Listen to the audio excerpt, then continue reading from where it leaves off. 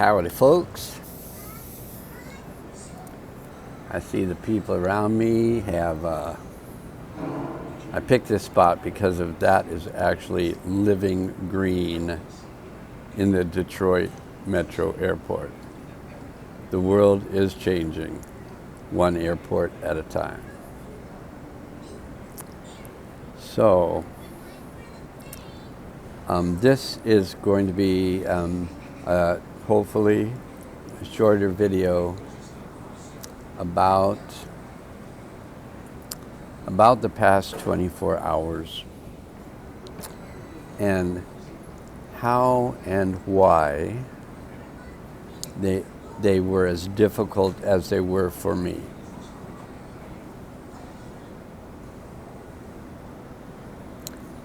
Yesterday was Saturday. I had worked with clients, hands-on energetics, for the first time, besides my wife and stepdaughter and a few other family members, for the first time in over 5 years. I have been, for those 5 years, just working over the phone, working with the energetics, helping people do the same type of release and integration. But people became so used to my hands touching them. Even if I was just holding their ankles, they felt the grounding. Whereas sometimes when I was doing the grounding over the phone, it doesn't feel the same. And oftentimes I do more of the grounding. So when they're working with me hands-on, even if I'm doing the grounding, I'm doing the grounding through their chakras in their feet. So I'm holding their ankles, so their ankles need to open up for the energy to flow. And when the energy starts to flow, I just direct it directly into the earth. So they're releasing energies, unresolved energies that can be termed fight or flight, fear, grief and loss, and anger, irritation. Those are the big three: fear, grief, anger. Those are the big three that we can recognize typically that that's what we're feeling, you know, just because how we feel, how the energy feels. Okay. So Friday was amazing. I told each of the clients that I was learning some new things from my guide, Arlen, and that if it was okay with them, Arlen was going to participate in the sessions and teach me to do things on my people.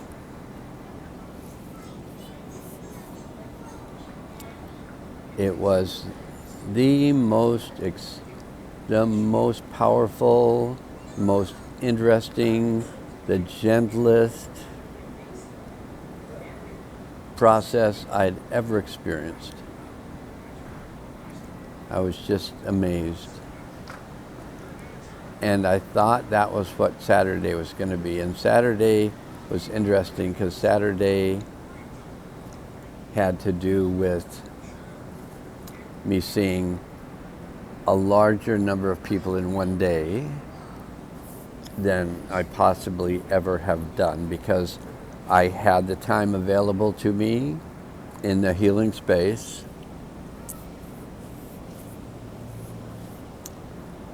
And I had the energy to do it. So I called Arlen in, and it was very different because on Friday, Arlen came in and just started to work. On Saturday, he just came in as a consciousness and let me do the work. So he was making me ride the bike. I for whatever reason, went into a state of fear. I think it was because all of my doubts about myself and my abilities and what would happen came up like never before. I mean, I've had doubts and gone through them and had doubts and gone through them. But here I was working with the kind of largest number of people in terms of over a period of time. It was just straight 8 or 9 hours of healing work.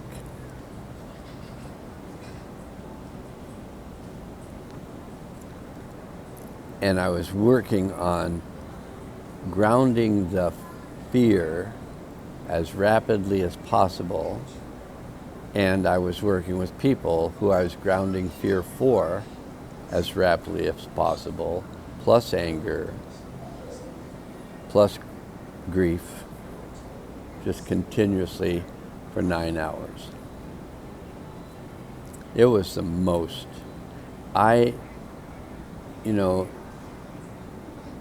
I'm not bragging, so don't put me down. But I can ground energy better than any old clown. I've been trained my whole life to ground disturbance. And I meet people that are better at it than me. Sometimes my clients are better at grounding energy than I am. But I've been grounding the world field for 5 years. It's been a constant challenge, but not too often was I just in a state of fear doing it, sometimes, but earlier on. But not like the fear that I was working with yesterday. The feeling that I had been abandoned. The feeling that I wasn't going to have Arlen's help or support, which had been so powerful the day before, and I'd realized what could happen. So I was in a state of grounding my own fear, possibly my own anger as well, and my own grief and loss and feeling of abandonment, which, when I think about it, and I don't think, Arlen appears to feel the feelings that are going on in me when he's inside me, but he's real clearly bringing himself inside. And so he's not, I can feel him working with the energies of disturbed energies that are coming off of me, but I never feel him disturbed by them. As I identify with the disturbance I'm feeling, and I feel myself feeling the disturbance, and sometimes I get more disturbed. But Arlen came back, he's been around, but he wasn't around for me consciously. He wasn't giving me, I didn't understand if it was him giving me information. I know I was still being given information, but anyway, I went into a place of terror, and a place of unworthiness, and a place of failure. And yet, my body had taken in the process, and my body knew what to do, and my body just went around and did it with all the bodies that I was working with. I was in such a state, it took me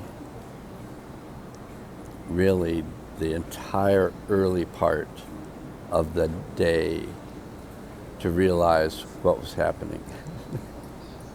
Because I was so in my emotional fear about, was I going to be able to ride this cosmic bike? And it's a cosmic bike. It's a high-powered instrument that Arlen's been teaching me to drive for a month, and then took the training wheels off and put me in the most difficult situation possible to really test my mettle. And he tested it, and I appreciate it now, the day after. I didn't appreciate it while it was happening. And I just learned to release more grief and more anger and more fear while releasing the grief, anger, and fear of my clients. And it was a huge day. And when I was done, and I still had more to do, I had to lock the office up. I had to put away the blankets I had been using. I had to find all my accoutrements and put them back in a bag. I had to turn the lights off and lock up the front. I had to add up all the hours that I'd used and, multiply them times the amount I pay per hour to be in the practice. And then put payment in, clip it, put it in an envelope, and put it in the rent payment drawer. Collect my wits about me, put my outdoor shoes on, put my outdoor coat on, get in the car, find a gas station to fill up the rental vehicle, the one that my dear friend Linda gave to me to use. I think, for the whole time I was there, so for 3 weeks. His name is Hari, and he's, I can't remember, I think he's a beigeish, goldish CRV, Honda CRV, and he was lovely. He would talk to me, not very often, but just about my driving and how he liked to be driven. And Linda said to me that he talks to her that way as well, a little less hard on the gas, Anyway, it was lovely. I got home, back to my home with Linda. I got back home. I had grounded myself. I'd centered myself. I had eventually gone back to my heart. I had a beautiful last session where golden light was brought into the earth through a beautiful human being that I was meeting for the first time in this lifetime, but knew from other times. And the day just ended so golden and open-hearted. And when I went home, I still felt like I needed to pack everything up for the next day, leaving, because I was being picked up at 8 in the morning.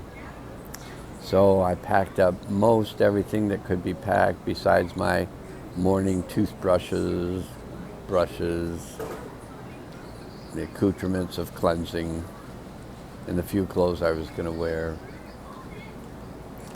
And when I was leaving, I looked up at this hat. I'd been wearing it while I was there. Linda had told me, and this was her husband Tom's hat. Linda had told me that I could wear what I wanted. So I wore this hat while I was there. And I looked up at it, and it's really nice looking, hung up on the wall. Basically, just the memory of Tom just there.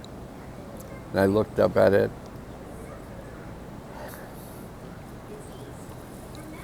and it said, "Take me. Take me into the world." And Mike was standing there. And I said to Linda, "I think Tom's hat wants to go with me." And you could see Linda tighten up a little bit. And she said, "Just to check it. Just a second."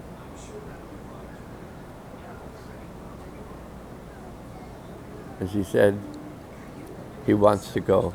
Take good care of him. Bring him home." I said, "I will."